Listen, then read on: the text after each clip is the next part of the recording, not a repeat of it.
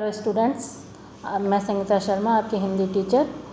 आपको मैंने जैसे पिछली बार आपको पहला लेसन पढ़ाया था, पोएम थी, वो कविता थी, जिसको आपने आशा करती हूँ अच्छे से समझ लिया होगा। अब आज मैं आपको दूसरा पार्ट पढ़ाने जा रही हूँ, जिसका नाम है विचार और विवेक। सबसे पहले मैं आपको ये पार्ट, पूरा चैप्टर का नाम है विचार और विवेक, और आप ये इसको अच्छे से देखकर पढ़ लीजिए।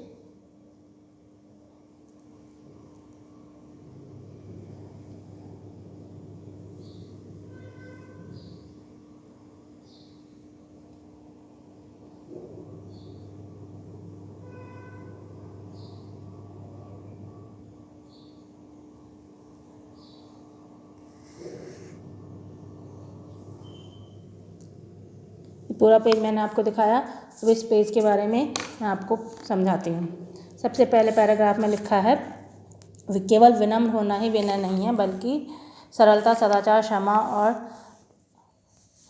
और अनसूया आदि गुण भी विनय के ही अंतर्गत आते हैं। विनययुक्त व्यक्ति संस्कार संपन्न कहा जाता है। क्या कहा? विनम्र यानी मीठा, अच्छे व्यवहार वाला, मीठा बोलने वाला ही होना विनय नहीं कहलाता है, बल्कि क्या कहलाता है कि हम अच्छे हों, सरलता हो हमारे जीवन में सरलता, यानी हम सादा जीवन व्यतीत करते हों, सदाचार, लोगों से अच्छा व्यवहार करते हों, ये सब गुण होंगे तब हम विनययुक्त व्यक्ति कहलाएंगे। उसके बाद दूसरा पैराग्राफ में है, विनम्र छात्र आचारशील आदि गुणों से भलीभांति नियमित होने से विनीत होता है। फिर क्या है कि जब विनम्र छात्र वही कहलाता है जब वो इन गुणों से, जो अभी मैंने बताया कि विनयशील, आचार यानी अच्छे आचरण, और शील यानी शर्म, हया आदि, इन सबको लेता है, को ग्रहण करता है, तब वो विनयशील व्यक्ति कहलाता है। और उसका ना फिर कोई शत्रु होता है, ना कोई उसकी निंदा करता है, यानी कोई उसकी बुराई नहीं करता, और ना ही वो किसी की बुराई का पात्र होता है। इसके बाद मानव जब श्रम से मुक्त होता है और नितांत सुविधा प्रिय, विलासी एवं आलसी बन जाता है, और परिश्रम बिना मुफ्त में ही धान्य आदि की प्राप्ति की अभिलाषा रखता है, तब उसमें मानवता विरोधी, दानवता के पोषक गुणों को भरमार हो जाती है। फिर वो कहता है कि लेखक कहता है कि व्यक्ति के अंदर दुर्गुण कब क्या होता है, जब वो परिश्रम नहीं करना चाहता, तब वो आलसी हो जाता है, यानी कोई काम करने के लिए वो मेहनत नहीं करना चाहता तो वो आलसी बन जाता है।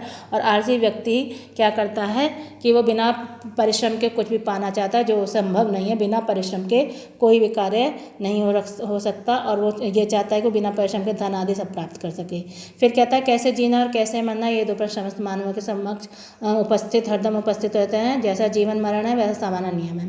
फिर वो बताता है कि हमें कैसे जीना चाहिए, कैसे मरना चाहिए, ये हमारे ऊपर है। ये हमारे दो नियम है, जीवन और मरण। इसके सामान्य नियम, जिसका जीवन मधुर है वह मरण भी मधुर ही रहता है, यानी जो अच्छे कार्य करता है उसका मरण भी अच्छा ही होता है, यानी वो अपनी अच्छाई से मरने के बाद भी अच्छे गुणों को दुनिया में दे जाता है, और दुनिया उसका गुणगान करती है। और अगर वो बुरा करता है तो लोग उसकी केवल बुराई को याद करते हैं और उसे जल्दी ही भूल जाते हैं, और जबकि अच्छे काम करने वालों को लोग सदैव याद रखते हैं।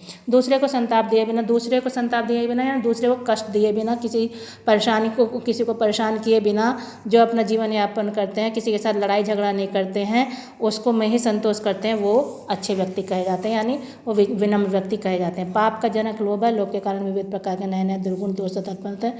फिर कहा है लेखक ने इसमें कि पाप का जनक लोभ है। लोभ यानी लालच के कारण लोगों के अंदर पाप आता है। पाप के कारण वो विविध प्रकार के गलत कार्य करता है। कैसे कार्य करता है? जैसे चोरी, बेईमानी, चोर बाजारी, घूस लेना, डकैती करना, ठगी, ये सब काम करके वो गलत कार्यों को बढ़ावा देता है। और लोभी मनुष्य, जो पापी मनुष्य होता है, जो लालची मनुष्य होता है, वो लगातार पाप की ओर बढ़ता चला जाता है, और इसके से वो अपने संसार को भी बुरा बना सकता है, अपने साथ रहने वालों को बुरा बना सकता है। इसके विपरीत अगर वो अच्छे गुणों को अपनाएगा, दुर्गुणों तथा पापों से स्वयं को बचाएगा, तब वो मानवता का विकास और संरक्षण कर सकता है। ये कहा है लेखक ने कि हमें अपने दुर्गुणों को छोड़कर, अवगुणों को छोड़कर अच्छे कार्य को करना चाहिए। फिर अगले पैराग्राफ में कहा गया है, अगले पेज पर देखिए, इस पैराग्राफ को आप ठीक से देख लीजिए। इस पैराग्राफ में कहता है कि जगत का सारा व्यवहार सत्य पर आधारित है, यानी जगत, जो हमारा सारा संसार है, वह सत्य पर है। सत्य का पालन करने वाले हमेशा सत्य का पालन करते हुए जीवन का यापन करना चाहिए। जो सत्य की महिमा को स्वीकार करते हैं वह स्वयं भगवान को स्वीकार करते हैं, क्योंकि सत्य जो है भगवान का ही रूप है। इसलिए सत्यनारायण, सत्यभाषी जो होता है, उसके साथ, जो हमेशा सत्य बोलता है, उसके साथ सदैव भगवान वास करते हैं। इसलिए कभी भी झूठ का प्रयोग नहीं करना चाहिए, क्योंकि जो सत्य झूठ है वो थोड़ी देर के लिए तो हमें झूठे कार्य, जो झूठ भ्रमवश पनपता भले दिखाई देता है। झूठ हमें लगता तो है कि हम बहुत अच्छे सफलता पा रहे हैं, लेकिन कुछ समय बाद उसके द्वारा हमें उसके दुष्परिणाम भुगतने पड़ते हैं। सत्यता सत्यवादी तो विश्वास पर ही जगत का व्यवहार, यानी सत्य के द्वारा ही सारा जगत का संसार टिका हुआ है। इसलिए हमें सत्यवादी मानव का अस्तित्व बना रहेगा, चाहे वे थोड़े हों चाहे तब भी जगत की स्थिति बनेगा। अगर संसार में थोड़े भी सच्चे बोलने वाले, सत्य का पालन करने वाले लोग हैं तो उसके द्वारा भी संसार की गति बनी रहेगी, संसार में अच्छाई बनी रहेगी। आज की वीडियो में मैं इतना ही बताती हूँ, बाकी चैप्टर कल की वीडियो में बताऊँगी, दूसरी वीडियो में बताऊँगी।